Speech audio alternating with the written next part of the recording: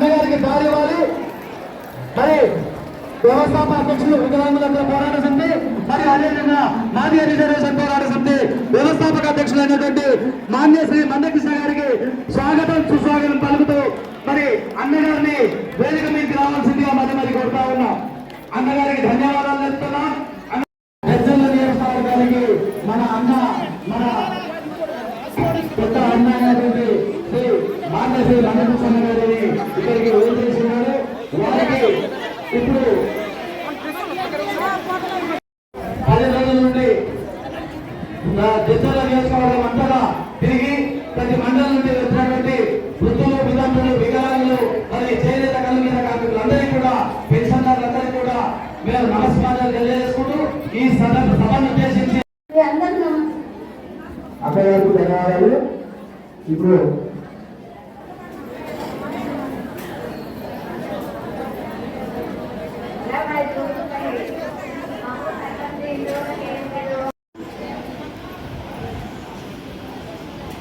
జడ్చర్లో జరుగుతున్న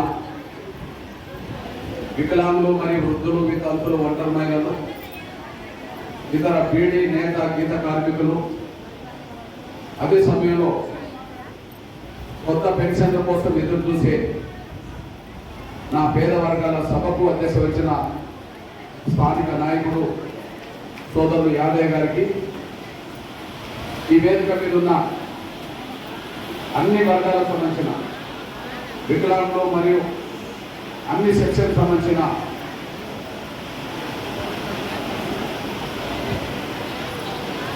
నా సోదరులందరికీ ఈ సభలో పాల్గొనడానికి ఉదయం నుంచి ఇంట్లో బయలుదేరి మా పెన్షన్ పెరగాలి, మా కొత్త పెన్షన్ మంజూరు కావాలని చెప్పి ఎంతో ఆశతో ఇక్కడికి వచ్చిన నా వికలాంగుల వర్గాలు, వృద్ధుల, వితంతుల వర్గాలతో పాటు పెన్షన్ కోసం ఎదురు చూడడానికి వచ్చిన నా సోదరులందరికీ, మీ అందరినీ ఇక్కడ సమీకరించడానికి ఎంతో కష్టపడ్డ ఎంఆర్పిఎస్ మరియు అనుబంధ విభాగాల నాయకులు, కార్యకర్తలందరికీ, విహెచ్పిఎస్ తమ్ములందరికీ, చెల్లెలందరికీ, పాత్రికేయ మిత్రులు, ఎలక్ట్రానిక్ సోదరులు ఉంటే వారందరికీ, ప్రతి ఒక్కరికి ముందుగా నా హృదయపూర్వక నమస్కారాలు తెలుస్తుంది.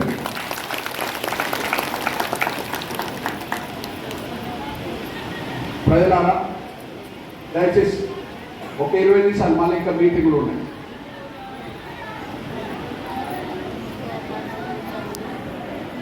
అక్కడ కాసేపు ఆపమనండి.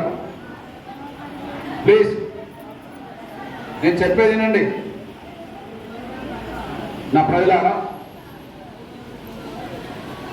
ఈరోజు ఈ సభ ఎందుకు జరుగుతుందనే విషయం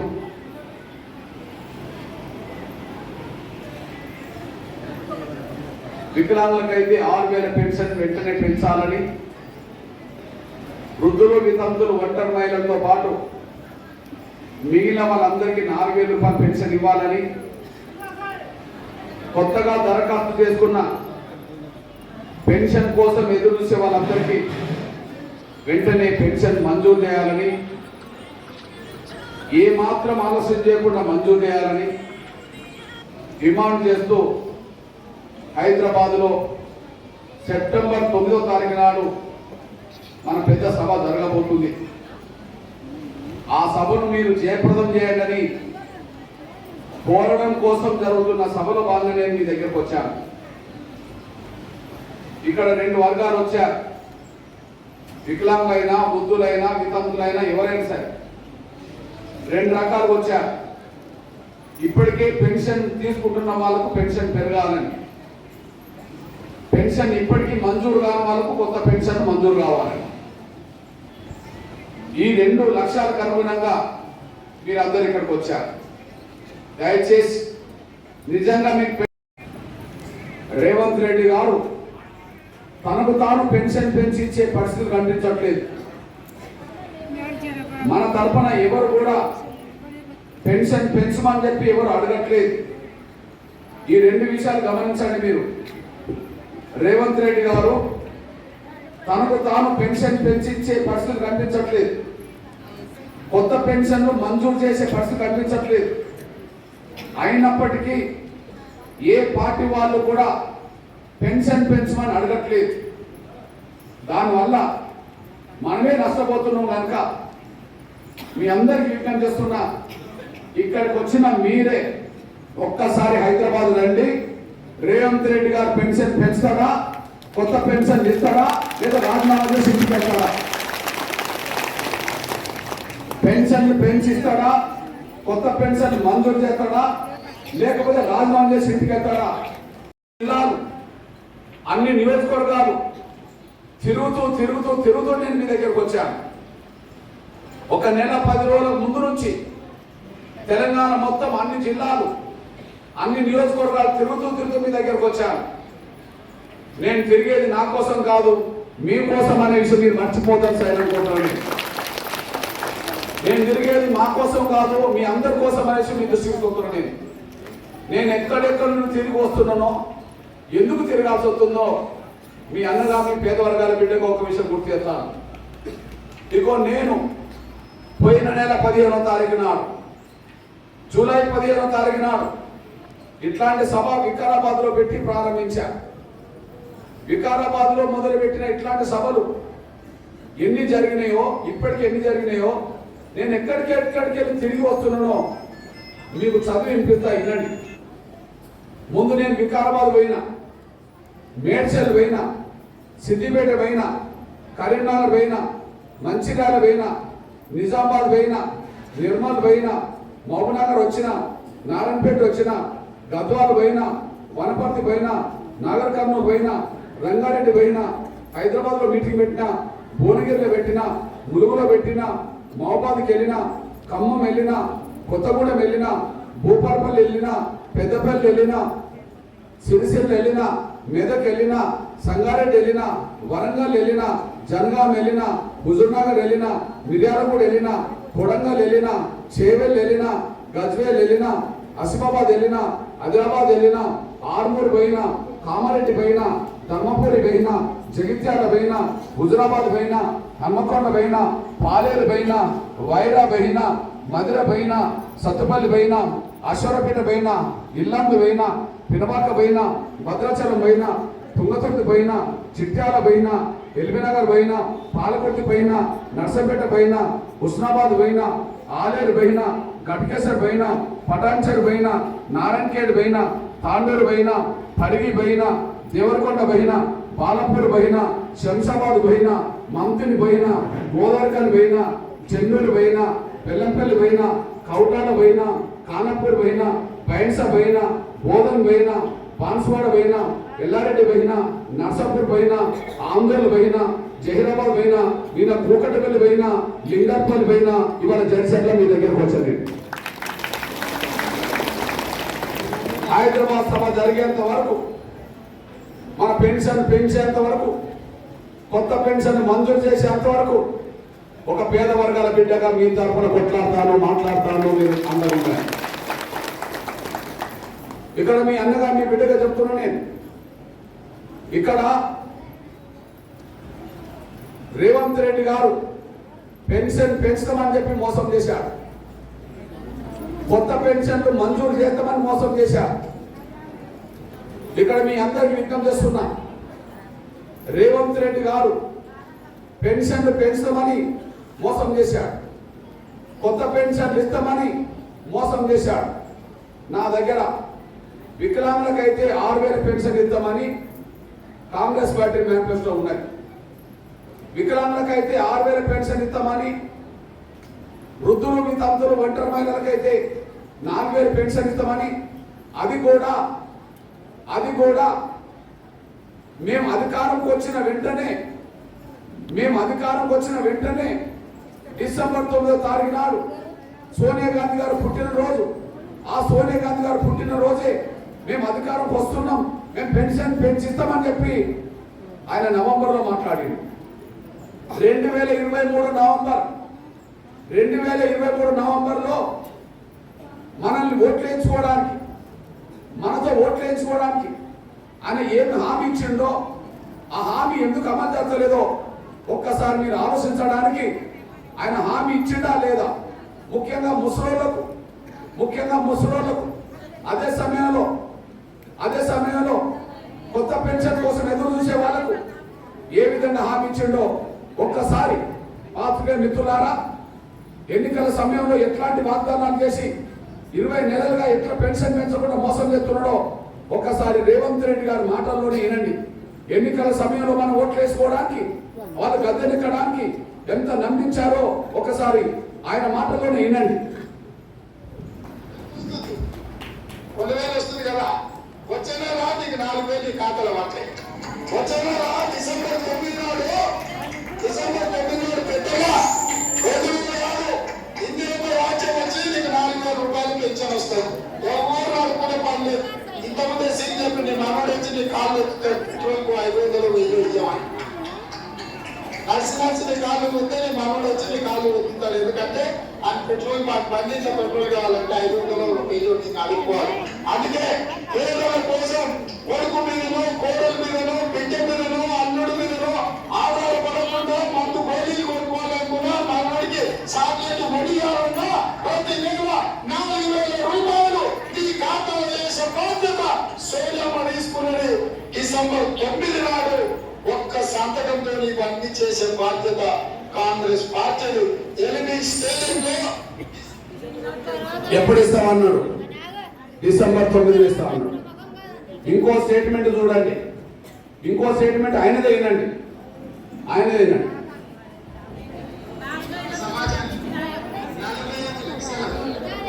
పెన్షన్ లబ్ధిదారులకు ఇంకొక 10 లక్షల మంది అప్లికేషన్లు ప్రభుత్వం తొక్కి పెట్టింది. వాళ్ళందరికీ తప్పితే 55 లక్షల అర్హత కలిగిన పెన్షన్దారులు ఉంటారు. వాళ్ళందరికీ 4000 రూపాయల లాగా పెన్షన్ ఇస్తే ప్రతి నెల ఎంత ఖర్చు అవుతుందో, సంవత్సరానికి ఎంత బడ్జెట్ అవసరమో ఈ బడ్జెట్ ని కేసీఆర్ అవినీతి ఆపితే చాలు వాటిని కట్టొచ్చు. లెక్కలన్నీ వేసినాం. అనా పైసలతో సహా మా దగ్గర సంపూర్ణమైన సమాచారం ఉంది. పెన్షన్ ఇచ్చి తీర్థం 4000 రూపాయల పెన్షన్ ఇవ్వడమే ఆ పథకం పేరు చేయుత. మీరు విన్నారుగా, ఆయన 45 లక్షల మంది ఇప్పటికే పెన్షన్ పొందేటోళ్ళు ఉన్నారు. ఇంకొక 10 లక్షల మంది కొత్తగా పెన్షన్ కోసం ఎదురు చూసేటోళ్ళు ఉన్నారు. మొత్తం 55 లక్షల మందికి మేము 100 డిసెంబర్ 9 నాటికి పెన్షన్ పెంచిస్తామని చెప్పి ఆయన వాగ్దానం చేసిన మాట మీరు విన్నారు. ఆయన ముఖ్యమంత్రి అయినప్పుడు అధికారంలోకి వచ్చినప్పుడు 2023 డిసెంబర్ అయిపోయాడు. 2023 డిసెంబర్లోనే పెన్షన్ పెంచుతామని చెప్పేశాడు. కానీ 2023 డిసెంబర్ పోయి 2024 డిసెంబర్ పోయి 2025 ఆగస్టులో ఉన్నాం. సెప్టెంబర్ రేపు రాబోతుంది.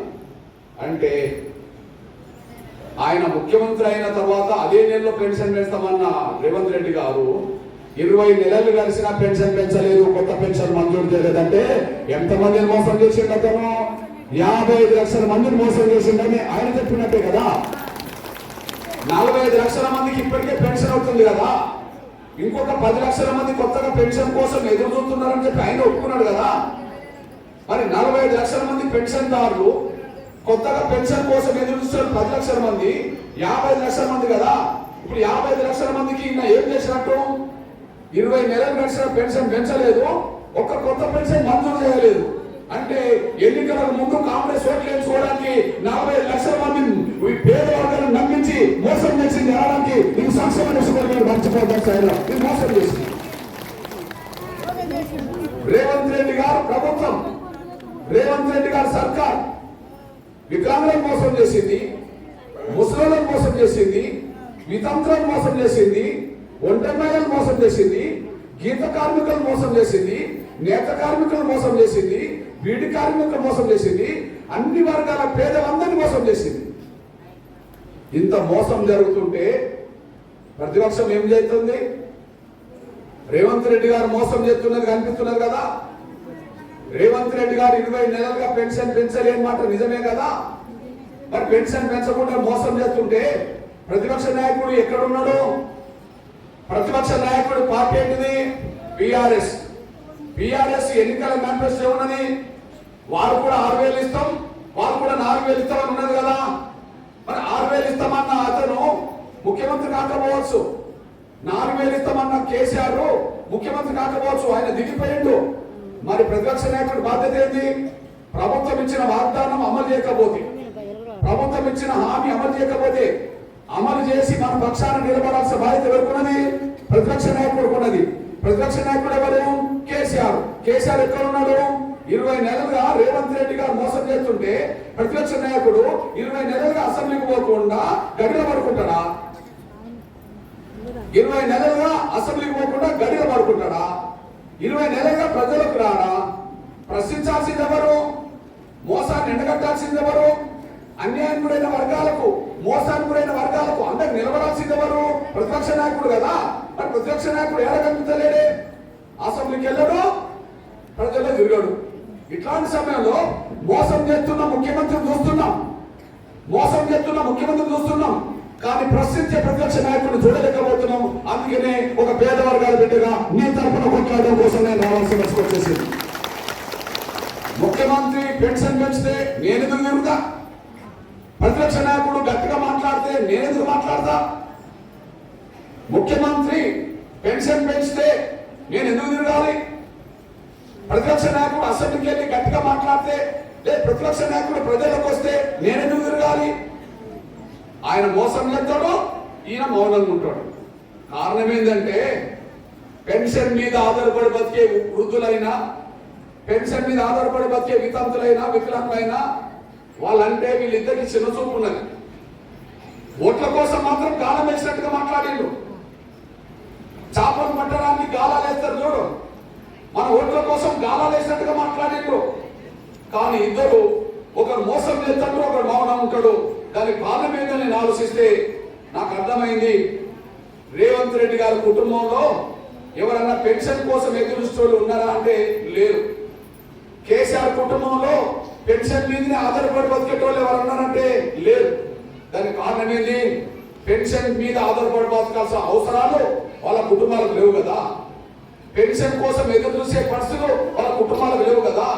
ఈ ఉమ్మడి మహబూబ్నగర్ జిల్లాలోనే పుట్టిన రేవంత్ రెడ్డి గారు ఆయన ఒక టీవీ ఇంటర్వ్యూ చెప్పాడు. మా కుటుంబానికి మా తాతల కాలంలో, మా తండ్రుల కాలంలో 800 ఎకరాల భూమి ఉన్నది మాకు అని చెప్పేశాడు. 800 ఎకరాల భూములు ఉన్న కుటుంబంలో, బంగ్లాలో పుట్టిన కుటుంబంలో రేవంత్ రెడ్డి గారు పుడితే వాళ్ళకి పెన్షన్ మీద ఆధారపడి బతకాల్సిన అవసరం వాళ్ళకి లేదు కదా. కేసీఆర్ ఎక్కడ పడుకున్నాడు? గడిలో పడుకున్నాడు. యాడ పుట్టిండు?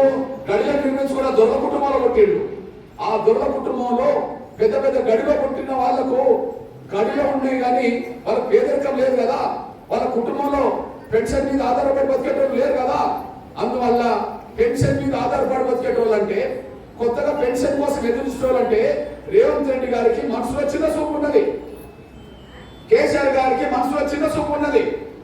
కానీ రేవంత్ రెడ్డి గారు బంగ్లాలో పుట్టిండేమో, కేసీఆర్ గడిలో పుట్టిండేమో, కానీ నేను ఒక పూడి గుడిసెలో పుట్టాను కాబట్టి మీ తరఫున కొట్టాల్సి వస్తున్నాను. పెన్షన్ కోసం ఎదురు చూసే కుటుంబాల్లో పుట్టినోని నేను, పెన్షన్ మీద ఆధారపడి బతికే కుటుంబాల్లో పుట్టినోడు నేను.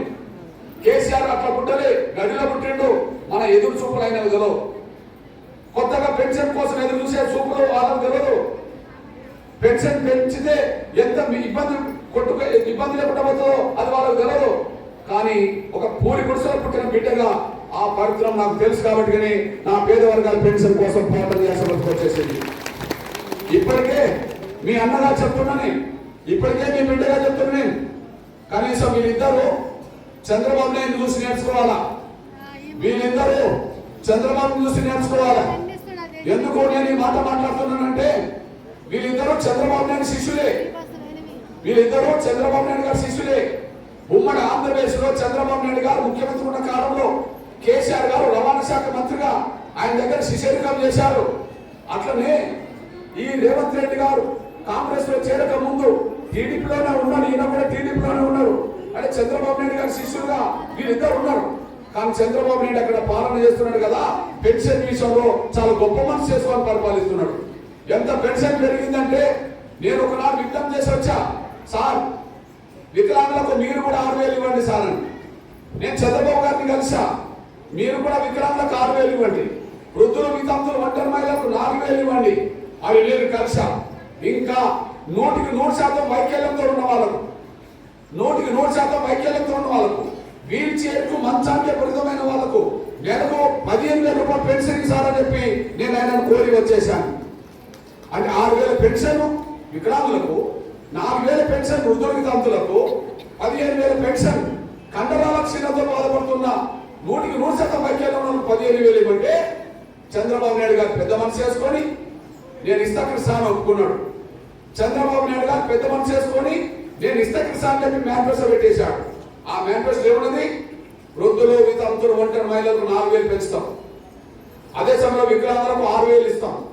అదే సమయంలో 100% వైకల్యంతో ఉన్న వాళ్ళకు నెలకు 15,000 ఇస్తాం. ఆ ఇచ్చేది కూడా నేను అధికారం వచ్చినప్పటి నుంచి అమలు చేస్తాను కాదు, నేను హామీ ఇచ్చిన ఈ రోజు నుంచే పెన్షన్ పెంచిస్తా అని చెప్పి ఆయన మాట్లాడిండు. ఆయన హామీ ఎప్పుడు ఇచ్చిండు? ఏప్రిల్లో ఇచ్చిండు. ఏప్రిల్లో మేనిఫెస్టో పెట్టిండు. ఏప్రిల్లో నేను కలిశాను. ఎన్నికలు ఎప్పుడు జరిగినాయి?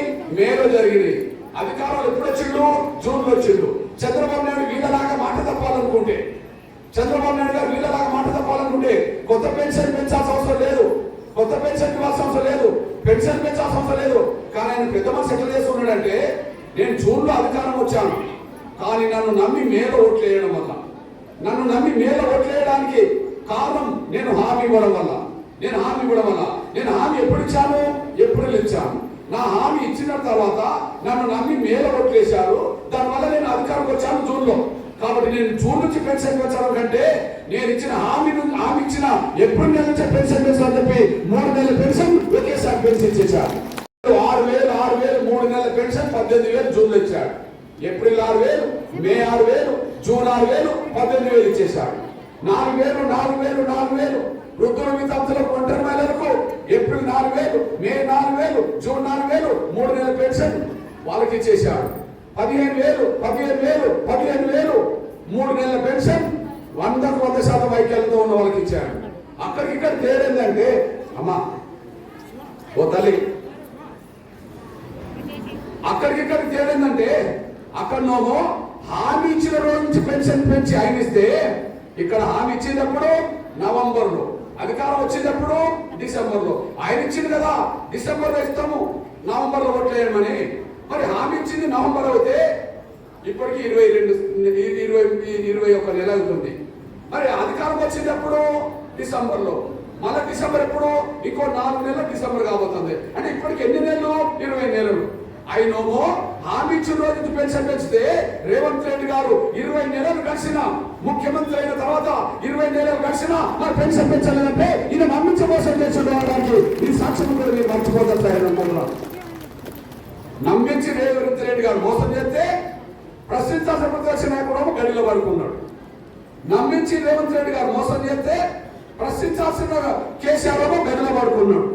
దీనివల్ల నష్టపోతున్నది మనం, మోసపోయింది మనం, నష్టపోతున్నది మనం. ఇప్పటికే ఎంత నష్టపోయినాం మీ బిడ్డగా చెప్తున్నా నేను. 20 నెలలుగా ప్రతి ఒక్కరు 40,000 నష్టపోయింది. 20 నెలలుగా ప్రతి ఒక్కరు 40,000 నష్టపోయింది. వికలాంగుల కొరితే 6,000 రావాలి, 4,000 వస్తున్నాయి. ఇంకా 2,000 నష్టపోతున్నాం కదా. 20 నెలలుగా 40,000 నష్టపోయింది కదా. వృద్ధులు వితంతుల ఒంటరి మహిళలకు 4,000 రావాలి, 2,000 వస్తున్నాయి. వాళ్ళు 2,000 నష్టపోయింది కదా. అంటే ఇప్పటికే 40,000 రూపాయలు ఒక్కొక్కరు నష్టపోయింది. నేను మీ బిడ్డగా చెప్తున్నా, నేను పెంచేటోడు పెంచకపోతున్నాడు, అడిగేటోళ్ళు అడగకపోతున్నారు. మనం కూడా మౌనంగానే ఉన్నాం కాబట్టి మోసం జరిగింది, నష్టం జరిగింది. మనం మౌనం ఉండడం వల్లనే మోసం జరిగింది, నష్టం జరిగింది. ఇంకా మౌనం వీడదామని చెప్పి, ఇక మోసపోవద్దని చెప్పి హైదరాబాద్ లో రేవంత్ రెడ్డితో తాడో పేరు తెలుసుకుంటే హైదరాబాద్ సభ పెట్టబోతున్నాం. మీ బిడ్డగా చెప్తున్నా, ఏదో నేను ఇప్పుడు వచ్చాను కాబట్టి జడ్చర్లకు ఈ రోజు నుంచి నేను వికలాంగుల గురించి నేను ఆలోచించట్లేదు. వికలాంగుల బాధలు, కష్టాలు, వాళ్ళ పెన్షన్ విషయంలో 18 ఏళ్ళుగా ఆలోచించి ఉద్యమాలు చేస్తున్నాం. దానివల్లనే పెన్షన్ పెరుగుతూ వచ్చేసింది. అట్లనే వృద్ధుల వితంతుల విషయంలో నేను ఇప్పుడే వచ్చి మాట్లాడతలేను, 12-13 ఏళ్ళుగా వాళ్ళ గురించి మాట్లాడుతున్నా. అందుకు ఉదాహరణ మీద తీసుకొస్తాను నేను. 2007లో రాజశేఖర్ గారు గవర్నమెంట్ ఉన్నప్పుడు 200 పెన్షన్ వికలాంగులకు ఇచ్చేవాళ్ళు. కానీ 2007లో నాకు కొంతమంది వికలాంగులు కలిసి, అన్న మా పెన్షన్ పెరిగినట్టు చూడు అని అన్నారు. నేనేం ఎమ్మెల్యేని కాను, నేనేం మంత్రిని కాను, నేనేం ముఖ్యమంత్రిని కాను, నేను ఏ పార్టీలో లేను. అయినప్పటికీ పెన్షన్ మీద ఆధారపడే నా వికలాంగుల కోసం ఏదైనా చేద్దామని చెప్పి ఖచ్చితంగా ఎంత పెరిగితే బాగుంటుందని నేను అడిగాను. మాకు 1,100 రూపాయలు పెన్షన్ పెరిగేటట్టు చూడు అన్నారు.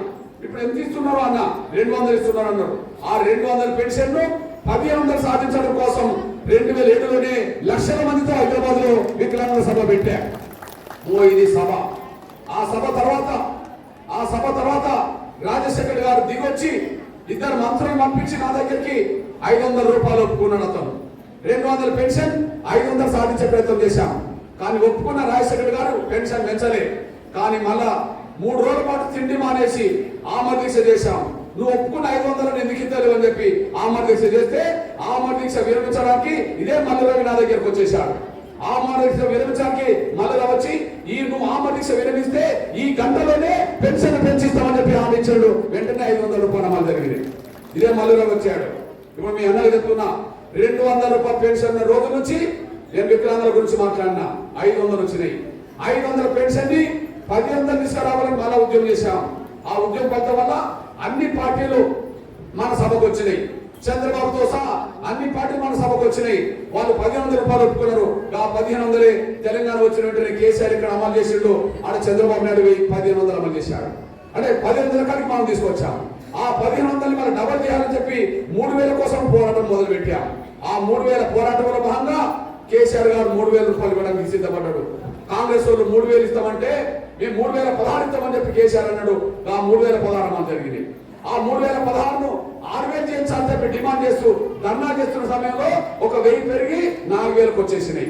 కానీ 4,000 కాడ ఆగద్దు, 6,000 సాధించాలని చెప్పి ఉద్యమం చేస్తున్న రోజుల్లోనే కాంగ్రెస్ ఎన్నికల నడిపేసలో మేము 6,000 ఇస్తామని ఒప్పుకున్నది. ఆ ఒప్పుకున్న దాన్ని ఎందుకు అమలు చేస్తలే అడగడానికి మనం వెళ్ళబోతున్నాం. ఇది విషయం. అంటే మీ అన్నగా నేను ఈ రోజు జడ్చర్లో మీ దగ్గరకు వచ్చిందంటే వికలాంగులతో నా అనుబంధం ఇప్పటిది కాదని, 18 ఏళ్ల పాటు ఉన్నదని, 200 పెన్షన్ ఉన్న రోజుల నుంచి దాన్ని 500 పెరిగేటట్టు చేశామని, దాన్ని 1,000 పెరిగేటట్టు చేశామని, తర్వాత 3,016 పెరిగేటట్టు చేశామని, తర్వాత 4,000 పోరాటం చేశామని, ఇప్పుడు 6,000 రూపాయలు చంద్రబాబు అమలు చేస్తున్నాడని, ఇక్కడ అమలు చేస్తామని మాట తప్పిండు కాబట్టి ఆ రేవంత్ రెడ్డితో తాడు పెట్టి తెలుసుకోవడానికి వెళ్ళబోతున్నాం అనేసి మీరు మర్చిపోతారు సార్ అనుకుంటున్నాం. అంటే నేను ఇప్పుడు వచ్చిందంటే అకస్మాత్తుగా నేను రాలేదని, 18 ఏళ్ళుగా నాకు అనుబంధం వికలాంగులతో కొనసాగుతుందనేసి మీరు మర్చిపోవాలి. అంతేకాదు చివరికి ఒక మాట చెప్తున్నా, నా ముసలి తల్లిదండ్రుల విషయంలో ఒక మాట చెప్తున్నా. నేను నా ముసలి తల్లిదండ్రుల పెన్షన్ పెంచమని ఎంఆర్పీఎస్ అడిగేంత వరకు ఒక 10 ఏళ్ళు ₹1 పెరగలే. రాజశేఖర్ గారి కాలంలో ముసలోళ్ళ పెన్షన్ 200 ఉండే. రాజశేఖర్ గారు చనిపోయినాక రోషయ్య ముఖ్యమంత్రి అయ్యాడు, అదే 200 ఇచ్చిండు. రోషయ్య గారు ముఖ్యమంత్రి దిగిపోయినాక కిరణ్ కుమార్ గారు ముఖ్యమంత్రి అయినాక ఆయన గదే 200 ఇచ్చాడు. 3 ముఖ్యమంత్రులు 10 ఏళ్ళు పరిపాలించారు. ఉమ్మడి ఆంధ్రప్రదేశ్లో 3 ముఖ్యమంత్రులు 10 ఏళ్ళు పరిపాలించారు. రాజశేఖర్ గారు, రోషయ్య, కిరణ్ కుమార్ గారు. రాజశేఖర్ గారు ఇచ్చింది 200, రోషయ్య ఇచ్చింది 200, కిరణ్ కుమార్ గారు ఇచ్చింది 200. 10 ఏళ్ళు కలిసినా అదనంగా ₹1 పెరగలేదు. కానీ మరో 10 ఏళ్ళు వచ్చేటప్పటికి దాన్ని 10 చేసి 2,000 రూపాయలు పెరిగే సాధించాము. దాన్ని 4,000 పెంచడానికి యుద్ధం చేయబోతున్నాం. మీ అన్నగా చెప్తున్నా నేను, ఒక 10 రూపాయలు ఎందుకు పెరగలే? 3 ముఖ్యమంత్రులు మారినా ₹1 ఎందుకు పెరగలే? ముఖ్యమంత్రులు మారిండు కానీ పెన్షన్ పెంచే ఉద్దేశం వాళ్ళకి లేదు కాబట్టి పెరగలేదు. పోనీ ప్రతిపక్ష నాయకులు ఎవరైనా అడిగినరా? ఎవరు అడగలే. ఇప్పుడు ఎవరైనా అడుగుతుండ్రా? రేవంత్ రెడ్డి గారు 20 నెలలుగా మోసం చేస్తుంటే ప్రతిపక్ష పార్టీలు ఎవరైనా అడుగుతున్నారా పెన్షన్ ఎందుకు పెంచలేదని చెప్పి? కొత్త పెన్షన్ ఎందుకు మంజూరు చేయాలని ఎవరైనా అడుగుతున్నా? అప్పుడు 10 ఏళ్ళు అడగలే. ఇప్పుడు నేను 20 నెలలే చెప్తున్నా. నేను అప్పుడు 10 ఏళ్ళు అడగలే. కానీ 10 ఏళ్ళు అడగకపోయినా ₹1 పెరగలేదు కదా. కానీ ఎంఆర్పీఎస్ ఎంటర్ అయినాక మీ బిడ్డగా నా వంతు పాత్ర, ఎంఆర్పీఎస్ కార్యకర్తల పాత్ర పోషించినాక, విహెచ్ఎస్ పాత్ర పోషించినాక 10 ఏళ్లలో 2,000 దాకా తీసుకొచ్చాం. ఆ 2,000 రేపు 4,000 కాబోతున్నాయి. ఎట్లా వచ్చింది? దానికి ఒక కారణం ఉన్నది. నాకు 2012 నుంచి వృద్ధుల వితంతులతో కొంత అనుబంధం ఉన్నది. ఎట్లున్నదో చెప్తున్నా నేను. ఒక రోజు సరిగ్గా ఇంకో 10 రోజుల్లో 13 ఏళ్ల క్రితం సంగతి చెప్తున్నా. మన తెలంగాణలో మహబూబాద్ అనే ఒక ప్రాంతం ఉన్నది. ఆ మహబూబాద్ లో ఒక 80 సంవత్సరాల కన్నతల్లిని, ఆ మహబూబాద్ లో 80 సంవత్సరాల బీసీ కన్నతల్లిని కన్న కూతురు ఏం చేసిందో ఫోటోతో సాయంలో ఉన్నది. ఈమె పేరు ధనలక్ష్మి, వయసు 80 సంవత్సరాలు, బీసీ, భర్త లేడు, చనిపోయిండు, కొడుకులు లేరు, బిడ్డ ఒకతే ఉన్నది. బిడ్డ దగ్గరనే వచ్చి ఉంటుంది. కానీ బిడ్డకు తల్లి మీద కోపం వచ్చేసింది. ఈమె బతికినంత కాలం నేను సాధాల్సి వస్తుంది, ఈమె మంచాన్ని పడిపోతే నాకు ఖర్చు పెరుగుతుంది, ఇవన్నీ నాకు ఎందుకని చెప్పి కన్న తల్లి అనేది కూడా మనసులో పెట్టుకోకుండా ఆమెను ఒక 70 కిలోమీటర్ల దూరం తీసుకెళ్లి ఎక్కడో నర్సంపేట అనే బస్ స్టాండ్ వదిలి తీసుకెళ్లి ఆ నర్సంపేట బస్ స్టాండ్ లో వదిలేసి వెళ్ళిపోయింది. పేపర్లో చూసాం, భారమైన పేగుబంధం, కన్న తల్లినే బస్ స్టాండ్ లో వదిలేసిన కూతురు అని చెప్పి పేపర్లో చూసాం. ఈ సంఘటన చూసాక నాకు బాధ అనిపించేసింది. రెండో సంఘటన వరంగల్ జిల్లాలో చిట్యాల అనే ప్రాంతం ఉన్నది. ఆ చిట్యాల ప్రాంతంలో 80 సంవత్సరాల రాజిరెడ్డి, 70 సంవత్సరాల వెంకన్న నరసమ్మ, వీళ్ళిద్దరు పురుగుల మందు కోసం చచ్చిపోయారు. 80 సంవత్సరాల వయసులో రాజిరెడ్డి, 70 సంవత్సరాల వయసులో వెంకన్న నరసమ్మ పురుగుల మందు కోసం చావడం అంటే అర్థమైందో చెప్పండి. ఆ వయసు దాకా వాళ్ళు బతకడమే ఎన్నో కష్టాలు నష్టాలు ఎదుర్కొని ఎన్నో ఇబ్బందులను తట్టుకొని వాళ్ళు బతికిండ్రు. కానీ ఆ చివరి నిమిషంలో వాళ్ళు పురుగుల మందు కోసం చచ్చిపోయే పరిస్థితి ఎందుకు వచ్చిందో పేపర్ వాళ్ళు రాశారు. అందులో ఏముంటదంటే పువ్వ కరువై బతుకు బరువై, పువ్వ కరువై బతుకు బరువై, పండు నాకల ఆత్మహత్య, పోషించే దిక్కులేక అగాత్యం చేసుకున్నారని చెప్పి వార్తలు వచ్చేసినాయి. ఈ సంఘటన చూసినాక నా కళ్ళలో నీళ్లు తిరిగినాయి. మొదటి సంఘటన బస్ స్టాండ్ లో కనిపించిన ఒక బీసీ తల్లి ఫోటో చూస్తే నాకు బాధ అనిపించింది. రెండో సంఘటన చూసినాక నాకు కూడా కళ్ళలో నీళ్లు తిరిగినాయి. కానీ అప్పుడు ఆలోచించాను నేను, అరే చాలా కుటుంబాల్లో తల్లిదండ్రులను పట్టించుకోలేని ఉన్నారేమో అర్థమవుతుంది, చాలా కుటుంబాల్లో తల్లిదండ్రులను సరిగా చూసుకోలేను అని అర్థమవుతుంది. అట్లా నిర్లక్ష్యానికి గురవుతున్నా, బిడ్డలతోటి నిర్లక్ష్యానికి గురవుతున్నా, కొడుకులతో నిర్లక్ష్యానికి గురవుతున్న వాళ్ళ కోసం నేను ఏదైనా చేయాలని చెప్పి ఆలోచించి ఈ 200 పెన్షన్ స్థానంలో ఒక్కొక్కరికి 1000 రూపాయలు సాధించాలని చెప్పి పోరాటం వల్ల 1000 రూపాయల పెన్షన్ కోసం ఉద్యమం మొదలు పెట్టాను. 15 రూపాయలు పెరిగే పెన్షన్ కాడ ఒక 1000 రూపాయల పెన్షన్ కోసం పోరాటం మొదలు పెట్టిన. ఆ పోరాటంలో భాగంగా 7 నెలలు తిరిగి ఇప్పుడు ఎట్లయితే తిరుగుతున్నానో 2012, 2013లో అమ్మా నేను సెప్టెంబర్ 8, సెప్టెంబర్ 30 చూసా. ఆ తర్వాత నా మనసులో పడ్డది ఏంటంటే, అరే వీళ్ళకి ఏదైనా ఒక పెన్షన్ పీరియడ్ చేద్దాం, అప్పుడు ఏ కొడుకులు ఏ బిడ్డలు పట్టించుకోకపోయినా ఆ పెన్షన్ మీద ఆధారపడి బతుకుతానని చెప్పి నేను ఆలోచించి ఒక 1000 రూపాయల కోసం నేను తిరిగే ప్రయత్నం చేశా. అట్లా అక్టోబరు, నవంబరు, డిసెంబరు, జనవరి, ఫిబ్రవరి, మార్చి, ఏప్రిల్ 7 నెలలు తిరిగా ఉమ్మడి ఆంధ్రప్రదేశ్ మొత్తం తిరిగి హైదరాబాద్ లో ఉప్పల్ దగ్గర ఒక 10 లక్షల మందితో ముసలితో మీటింగ్ పెట్టేశా. వృద్ధుల వితంతులతో మీటింగ్ పెట్టా. ఈ మీటింగ్ వేదిక మీదకి నేను చంద్రబాబు గారిని రమ్మంటే ఆయన వచ్చి ప్రతిపక్ష నాయకుడిగా నా పక్కనే కూర్చున్నాడు. కేసీఆర్ రమ్మని నేను పిలిచా. అప్పుడు నాకు ఫామ్ హౌస్ లోనే ఉన్నాడు, ఇప్పుడు ఫామ్ హౌస్ లోనే ఉన్నాడు. నేను కేసీఆర్ పిలవడానికి వెళ్ళినప్పుడు ఫామ్ హౌస్ లోనే ఉన్నాడు, ఇప్పుడు ఫామ్ హౌస్ లోనే ఉన్నాడు. ఫామ్ హౌస్ దాటట్లేదు ఆయన. అట్లా ఫామ్ హౌస్కి వెళ్ళి పిలిచిన ఆయన రాకుండా ఈటల రాజేందర్ పంపిండు. నా స్నేహితుడు కిషన్ రెడ్డి గారు వచ్చేసారు బీజేపీ నుంచి, కాంగ్రెస్ నుంచి కేంద్ర మంత్రి వచ్చేసాడు, సిపిఎం వాళ్ళు వచ్చారు. వేదిక ముందు 10 లక్షల మంది ఉన్నారు. వేదిక మీద అన్ని పార్టీల లీడర్లు కూర్చుని వాళ్ళని ఒక మాట చెప్పా, సార్ వీళ్ళందరూ ఓట్లెత్తనే, ఈ ముసలోళ్ళందరూ ఓట్లెత్తనే మీరు ఎమ్మెల్యేలు, మంత్రులైన, ముఖ్యమంత్రులైన, కేంద్ర మంత్రులు సార్, వాళ్ళు ఓట్లెత్తే మీ జీతాలు పెంచుకున్నారు కానీ వాళ్ళ పెన్షన్ ఎందుకు పెరుగుతలేదు సార్? పెన్షన్ పెరగకపోవడం వల్ల కుటుంబ సభ్యుల్లో పిల్లలు కూడా వాళ్ళని పట్టించుకోవట్లేదు సార్, దయచేసి వాళ్ళ పెన్షన్ పెంచాలి అని నేను డిమాండ్ చేశాను. నా పక్కనే కూర్చున్న చంద్రబాబు ఒక మాట అన్నాడు, కృష్ణ ఇన్ని లక్షల మందిని ఎలా సమీకరించావు అన్నాడు. నేను రమ్మంటే వాళ్ళు రాలే, వాళ్ళ కష్టాలు వాళ్ళ బాధలు వాళ్ళని ఇక్కడ రప్పించిన అని చెప్పాను. ఏమైతే కృష్ణ నువ్వు మంచి పని చేస్తున్నావు కానీ పెన్షన్ ఎంత పెరిగితే బాగుంటుంది అన్నాడు. నేను అన్నా నీ మనసులో ఏమున్నదో చెప్తారన్న నేను. అప్పుడు ఒక మాట అన్నాడు, ఇప్పుడు 2200 ఇస్తున్నారు కదా కృష్ణ, ఇప్పుడు 200 ఇస్తున్నారు కదా, ఎప్పుడు అది 2013 ఏప్రిల్ 28 సభలో, అంటే అంతవరకు 9 ఏళ్ళు 200 ఇచ్చిండు కదా.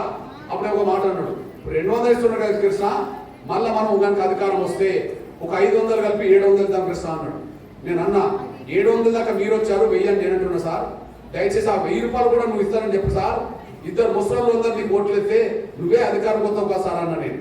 అప్పుడు వెంటనే నా మాట విన్నాడు, కృష్ణ నేనే 1000 రూపాయలు ఇస్తా అని చెప్పి ఆయన 1000 రూపాయలు అనౌన్స్ చేశాడు. కేసీఆర్ పంపిన ఈటల రాజేందర్ ఆయన 1000 రూపాయలు అన్నాడు, కిషన్ రెడ్డి గారితో ఆయన 1000 రూపాయలు అన్నాడు, కాంగ్రెస్ కేంద్ర మంత్రి వాళ్ళు 1000 రూపాయలు అన్నారు, సిపిఎం వాళ్ళు 1000 రూపాయలు అన్నారు. అంటే 10 ఏళ్ళు పెరిగిన పెన్షన్ ని ఒక 10 లక్షల మంది సభలో అన్ని పార్టీతో ఒప్పిస్తే ఆ ఒప్పించిన ఫలితమే తెలంగాణ వచ్చినటువంటి కేసీఆర్ 1000 రూపాయలు ఇచ్చిండు, చంద్రబాబు నాయుడు ముఖ్యమంత్రి అక్కడ 1000 రూపాయలు ఇచ్చేశాడు. 10 రూపాయలు పెరగాలి పెన్షన్, కానీ ఒకే ఒక సభతో 1000 రూపాయలు తీసుకొచ్చాను. ఆ 1000 మళ్ళీ ఎన్నికల నాటికి డబల్ చేయాలనుకున్నాం. అదే 2000 మీద మీకు వస్తున్నాయి. ఆ 2000 మళ్ళీ డబల్ అన్నాం, 4000 అన్నాం. ఆ 4000 వాళ్ళు ఒప్పుకున్నారు, చంద్రబాబు నాయుడు ఒప్పుకొని అమలు చేస్తున్నాడు, ఇక్కడ ఒప్పుకొని అమలు చేస్తలేరు. అంతే. అంటే ఒకనాడు వికలాంగుల పెన్షన్ 2,500 రూపాయల నుంచి నాకు అనుబంధం మొదలై ఇప్పటికి 2,000 దాకా తీసుకొచ్చామని, ఇంకొక 4,000 పెంచాలని డిమాండ్ తోటే మీకోసం జరుగుతున్నా అనేసి కూడా మర్చిపోతాను సార్ అనుకోకుండా. అందువల్ల నేను ఒక పేద వర్గాల బిడ్డను, నేను పూర్ణాలు చేసుకుని కుటుంబంలో పుట్టిన బిడ్డను, ఆకలి బాధలు అనుభవించిన బిడ్డను, పూరి గుడిసెలు పుట్టిన బిడ్డను. నాకు ఆకలి తెలుసు, బాధలు తెలుసు, ఇబ్బందులు తెలుసు. కాబట్టి పెన్షన్ కోసం ఎదురు చూసే నా పేద వర్గాల బతుకులేందో నాకు తెలుసు కనుక, కొత్తగా పెన్షన్ మంజూరు కావాలని ఎవరైతే అనుకుంటున్నారో వాళ్ళ బతుకులు నాకు తెలుసు కనుక, వాళ్ళ కోసం కొట్లాడుకునే సమయంలో ఇక్కడ ఓడుతున్నది ఒకటే, నేను నా కోసం తిరుగుతలేను, మీకోసం తిరుగుతున్నా. ఈనాడు తిరుగుతలేను, ఎప్పటి నుంచో తిరుగుతున్నా. అప్పటి నుంచే పెన్షన్ పెరుగుతూ అవుతున్నది. ఇప్పుడు పెన్షన్ ఎందుకు ఆగిపోయింది? 20 నెలలుగా పెన్షన్ ఎందుకు పెంచలేదు? కొత్త పెన్షన్ ఎందుకు మంజూరు చేయలేదు? ఆయన పెన్షన్ పెంచే కొత్త పెన్షన్ ఇచ్చే ఉద్దేశం ఆయనకు లేదు కాబట్టి 20 నెలలు తప్పించుకున్నాడు. కొత్తగా పెన్షన్ పెంచమని చెప్పి అడిగే ఉద్దేశం కేసీఆర్ కు, పెన్షన్ పెంచమని అడిగే ఉద్దేశం కేసీఆర్ లేదు కాబట్టి 20 నెలలు గడిచిపోయింది. అంటే ఎవరు పట్టించుకోకపోతే ఇట్లనే మోసపోతామనే విషయం కూడా రుజువైన సమయంలో ఇంకా మనం మోసపోవద్దని చెప్పడం కోసమే హైదరాబాద్ లో సభ పెట్టబోతున్నాం. ఆ సభకు మీరు వస్తే పెన్షన్ పెరగడం ఖాయము, కొత్త పెన్షన్ రావడం ఖాయం. ఆ పెన్షన్ పెరగడం ఖాయం, కొత్త పెన్షన్ మంజూరు కావడం ఖాయం. లేకపోతే ఏం చేయాలైనా? ఈ సభకే ఇన్ని వేల మంది వచ్చారు, ఈ సభకే ఇన్ని వేల మంది వచ్చారు. ఇన్ని వేల మంది ఈ సభకు వస్తే ఇంకా రానుల గ్రామాలు ఉన్నారు కదా, వాళ్ళని మీరు కూడా హైదరాబాద్ తీసుకొచ్చింది అనుకో, ఇట్లా 119 నియోజకవర్గాలు హైదరాబాద్ వస్తే హైదరాబాద్ పట్టదు రేవంత్ రెడ్డి సభ చేసుకోవడానికి అవకాశం ఉంటుంది. వాటి మీ పేద బిడ్డగా విజ్ఞప్తి చేస్తున్నా, నేను మీకోసం తిరుగుతున్నా, హైదరాబాద్ రండి. నా కోసం కాదు, మీకోసం రావాలని నేను విజ్ఞప్తి చేస్తూ, అన్న తప్పకుండా కొత్త పెన్షన్ మంజూరు చేయించడం కోసం, ఇప్పటికే పెన్షన్ ఇస్తున్నదాన్ని అమలు చేయించడం కోసం 45 లక్షల మందికి పెన్షన్ పెరగాలి, 10 లక్షల మందికి కొత్త పెన్షన్ మంజూరు కావాలి. ఆయన చెప్పిన మాటే, రేవంత్ రెడ్డి గారు చెప్పిన మాటే. 45 లక్షల మందికి పెన్షన్ పెంచుతాం, 10 లక్షల మందికి కొత్త పెన్షన్ ఇస్తాం. 55 లక్షల మంది కనుక తలుచుకుంటే రేవంత్ రెడ్డి సర్కారు కుప్పకూలి పెట్టదనేసి కూడా మర్చిపోతాను కోరుకుంటూ, తప్పకుండా అన్న మేము హైదరాబాద్ నగరానికి తప్పకుండా వస్తాం. మా పెన్షన్ పెరగడం కోసం, కొత్త పెన్షన్ సాధించుకోవడం కోసం తప్పకుండా వస్తామన్న వాళ్ళు, హైదరాబాద్ వస్తామన్న వాళ్ళు ఒకసారి చేతులు ఎత్తాల్సిందిగా, హైదరాబాద్ వస్తామన్న వాళ్ళు ఒకసారి చేతులు ఎత్తాల్సిందిగా నేను విజ్ఞప్తి చేస్తూ బయలుదేరుతాను. జై వికలాంగ్, జై వృద్ధ సమాజం. ధన్యవాదాలు. అన్నగారికి ధన్యవాదాలు తెలుపుకుంటూ, అన్న ఏర్పాటు చేశాం. ఇది జడ్చల నియోజకవర్గ మరియు అలాగే జడ్చల